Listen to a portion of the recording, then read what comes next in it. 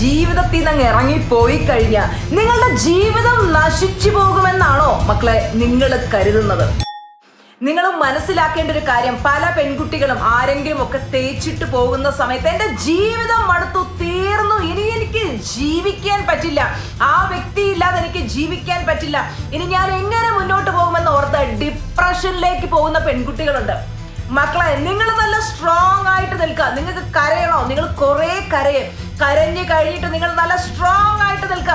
എന്നിട്ട് തീരുമാനിക്കുക, നിങ്ങളെ ഇട്ടിട്ട് പോയാ, നിങ്ങളെ വേണ്ട എന്ന് വെച്ചിട്ട് പോയാ, നിങ്ങളെ വിലയില്ലാതെ കണ്ട അവന്റെ മുമ്പില് നിങ്ങൾ സക്സസ്ഫുൾ ആയി കാണിക്കണം.